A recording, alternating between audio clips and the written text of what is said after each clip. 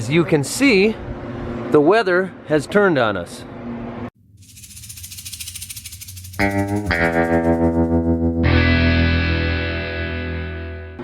Now we're lucky we've got all of our crops off, but not everybody in the area is so lucky.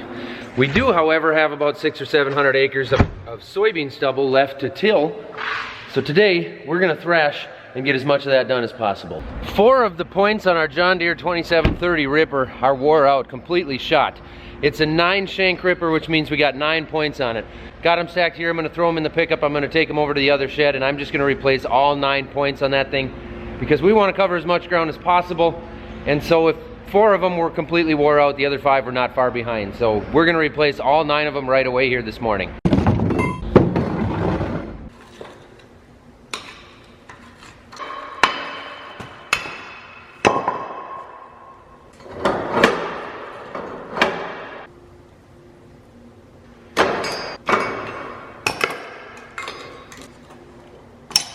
It's never a very fun job, but at least I'm in a warm shed out of the wind. All right, his rig is ready to go. He's gonna back that out, put some diesel in it, take off and start getting some stuff done.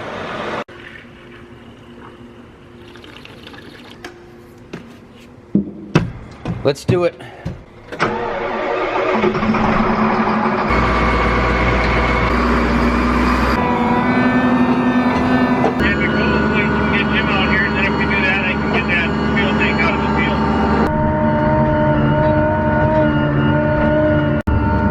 Like it's going for him so far. You'll notice the fuel barrel sitting there. We got a flat tire on that one of the last days of harvest and never came back to it because we were busy trying to get everything off the field. There's our place in the background, so we're not far from it. We just once we get a chance, we'll get there. Had some comments in my last video about the disc blades being up. I'm running them up on purpose because on this soybean stubble, this disc chisel is way overkill for what we're doing here anyway. We just need to open the ground up and pull some of the black to the top, bury some of the trash to get this stuff to heat up in the spring so we can work it. Plus, this field has a ton of rocks in it, so we don't need to be running those disc blades any more than we absolutely have to. So I'm not even worrying about them. I'm just letting them ride there. I've just lifted them up out of the way. It didn't take long for the birds to find us. It doesn't seem to be going too bad. I'm gonna check the depth real quick with these new points on there. I did raise it up roughly 1 inch. So I'll take a look back here and see. It does feel like it's pulling harder, but I think that may be because this top is frozen a little bit. Little too deep. Well, that's better. Now we're not so crazy deep. We got new points on there. We should be able to cover a lot of acres with those points. Top 1/4 inch is frozen. Tractor rides pretty nice. It spins a little bit on the snow, but not nearly as much as it would be if it was muddy out here. You can see the birds have found me. I mean, I will take this over mud any day. This is actually easier on the fields, easier on the tractor, nicer to work in. It's a little bit colder, but besides that, it's not bad. Other than the people that don't be quiet on the radio. While we're finishing up some end rows here, I had the AGCO Ziegler guys come out and help me set this thing up, just to make sure we had everything set up perfectly to pull this ripper. We're good. We got this field about finished up. I'm gonna head up the road to the north there and start working on a different field. Potty break. Oh my gosh, no. No, they do not have the heat on in the bathroom today. Oh, for Pete's sake. I admit it, I didn't wash my hands.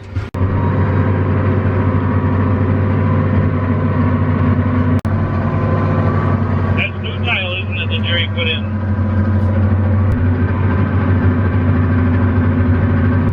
Dad and Jim are out there fixing a broken sweep on the chisel plow. I'm glad they're doing it because it sure looks freezing cold out there. This is it. Just these couple of slivers back in this corner. Then I drive back that way and head home. How full is the fuel? 3/4 probably. You still have 3/4 of a tank of fuel? I think so. Spilled a little diesel on the beauty.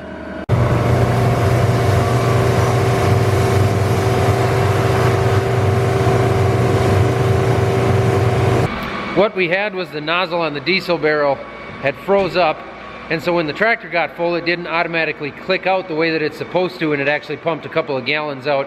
against the tractor and onto the ground. It wasn't bad, but I don't want to return that thing back to Ziegler and give it back to AGCO or whoever takes it from here and have the inside of the cab smelling like diesel. Plus, nobody wants to sit inside a tractor and smell diesel all night.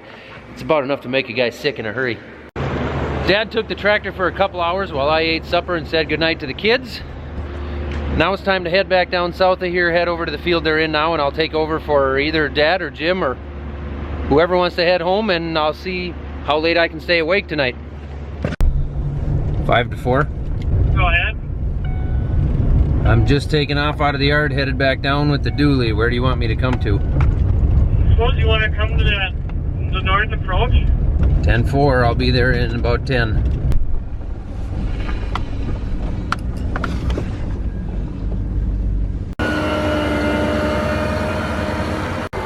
Let's go farming, boys.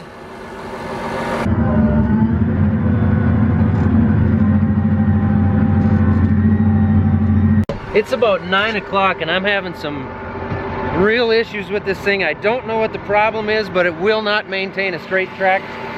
I don't know if it's in the guidance. I don't know if the ground is too frozen. I don't know if there's water in between the lugs on the tracks that's causing the wheels to slip on the inside.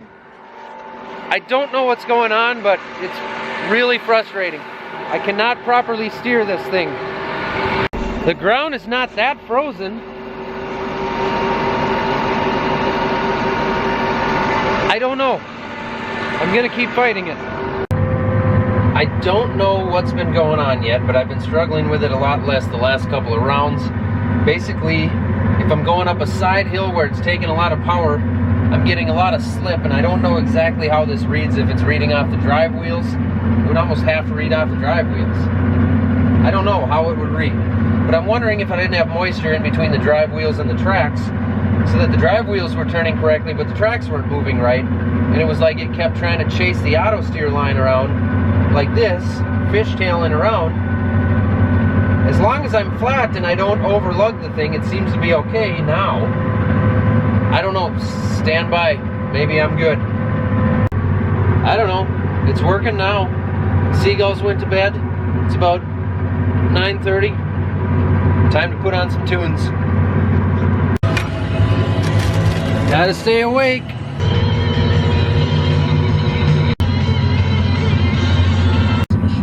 Little snow coming down again.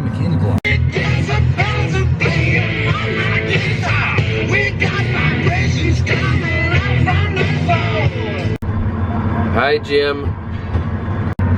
So I'm a farmer from Minnesota who does his thing every day with a camera, and then at the end of the day I compress that down and turn the day into a little video and put that out on the internet, share it with some people, and sometimes people watch it.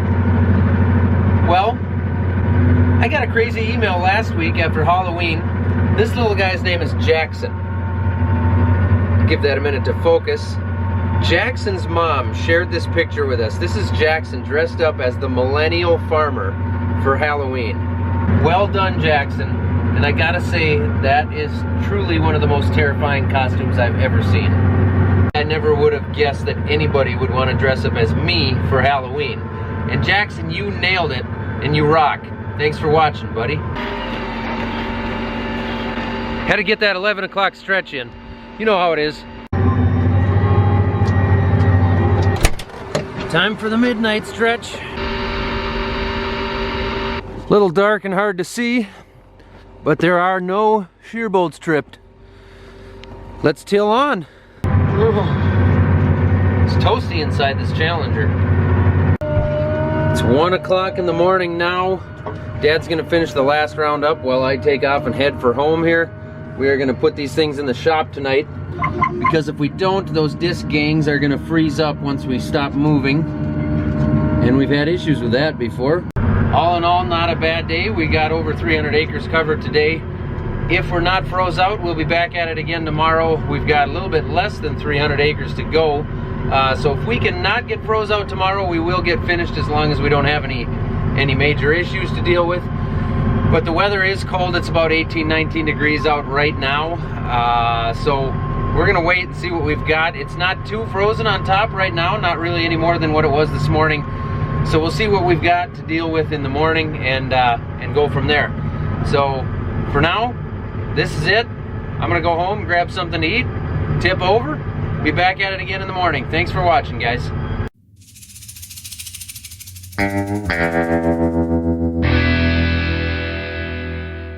One rig in, one rig a mile away.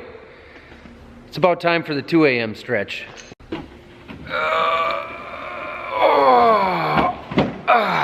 Here we go.